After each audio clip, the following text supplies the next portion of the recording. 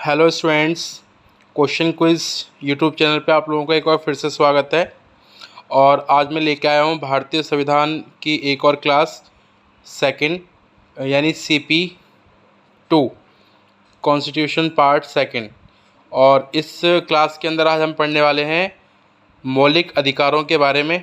तो class start करते हैं।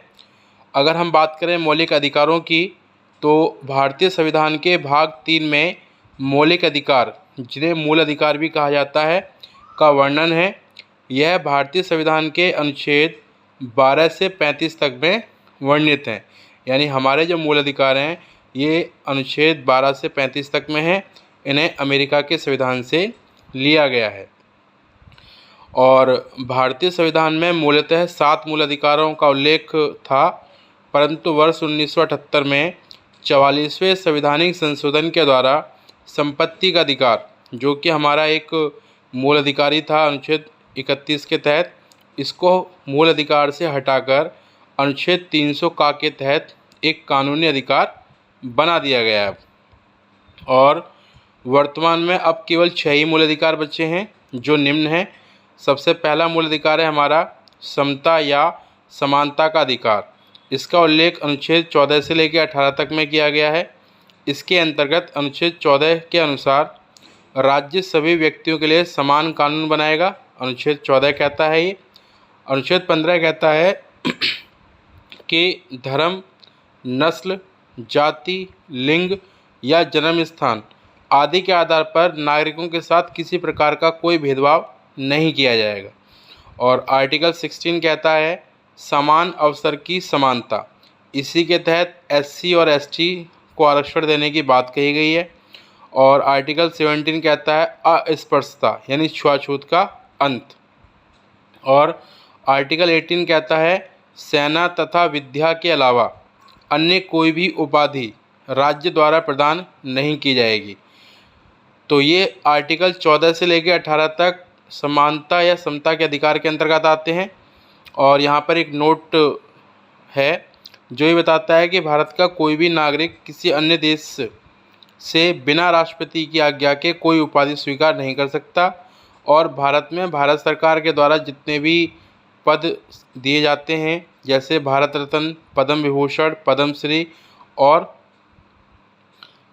वीरता पुरस्कार, ये सभी पुरस्कार अनुच्छेद 18 के तहत ही दिए जाते हैं।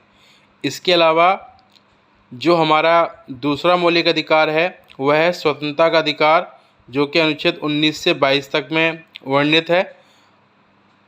अनुच्छेद 19 कहता है कि इसके अंतर्गत मूलतः 7 प्रकार की स्वतंत्रताओं के होने की बात कही गई है, परंतु वर्तमान में केवल 6 ही स्वतंत्रताएँ इसके अंदर दर्ज हैं, क्योंकि संपत्ति के अधिकार की जो स्वतंत्रता थी उसे मूल अधिकार से हटा करके कानूनी अधिकार बना दिया गया। तो अब हम इसके बारे में अध्ययन करते हैं।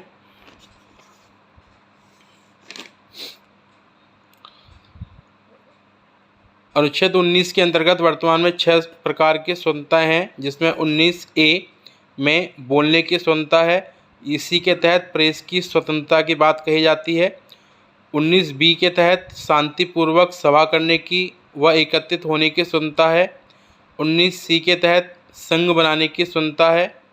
19D के तहत देश के किसी भी भाग में आवागमन करने की स्वतंत्रता प्रदान है। 19E के तहत देश में कहीं भी निवास करने व बसने की स्वतंत्रता है। 19F के तहत कोई भी व्यापार करने की स्वतंत्रता है। तो ये कुछ 6 प्रकार की स्वतंत्रताएं हैं जो अनुच्छेद 19 के अंतर्गत प्रोवाइड की गई हैं। आर्टिकल 20 कहता है अपराधी के लिए दोष सिद्धि के संबंध में संरक्षण। इसका यह अर्थ हुआ कि अगर कोई व्यक्ति अपराधी है और पुलिस उसको हिरासत में ले लेती है तो उसको किस किस प्रकार की स्वतंत्रताएं प्राप्त होंगी, जैसे कि वह वकील कर सकता है, वह बात कर सकता है और वह अपने अपराध के बारे में जान सकता है। इसी के तहत आर्टिकल 21 कहता है प्राण व दैहिक स्वतंत्रता का संरक्षण, अर्थात प्राण व दैहिक जीवन की स्वतंत्रता। इसके अंतर्गत इस अधिकार के तहत जीवन में अनेक प्रकार की सुविधाएं प्रदान करने की बात कही गई है। और वर्तमान में यह एक महत्वपूर्ण अनुच्छेद के रूप में उभर करके आ रहा है, जिसमें समय समय पर सर्वोच्च न्यायालय के द्वारा नए नए प्रकार के मूल अधिकारों को शामिल कर लिया जाता है।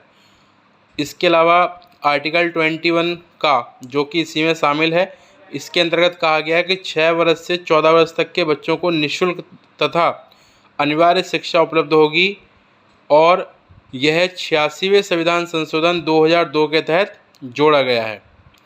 आर्टिकल 22 के तहत कुछ दशाओं में गिरफ्तारी और निरोध में संरक्षण की स्वतंत्रता की बात कही गई है, जिसका यह अर्थ हो गया कि अगर सरकार को यह लगता है कि कोई व्यक्ति अपराध करने जा रहा है तो शक के आधार पर उस व्यक्ति को अपराध करने से पूर्व ही गिरफ्तार किया जा सकता है।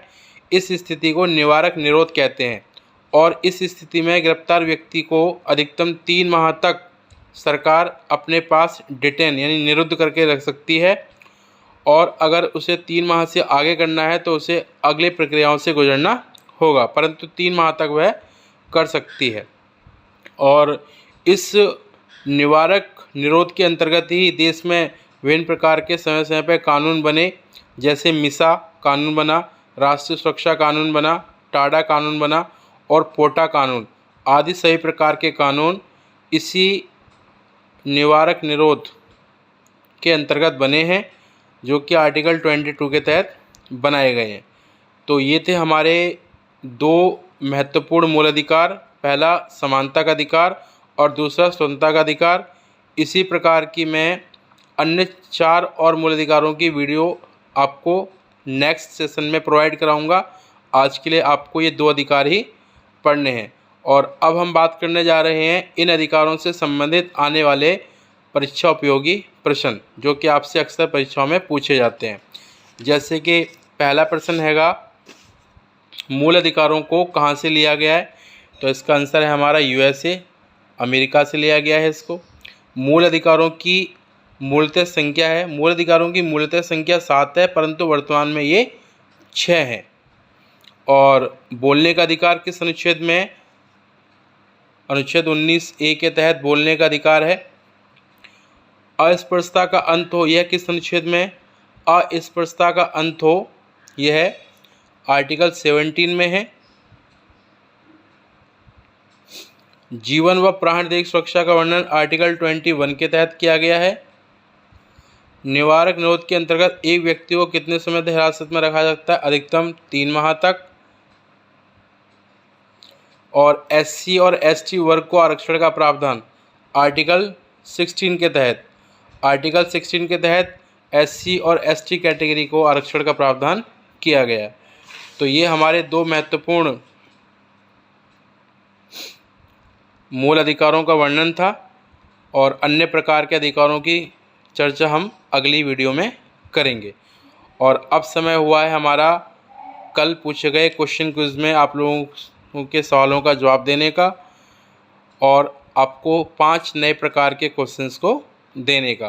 तो स्टार्ट करता हूं मैं।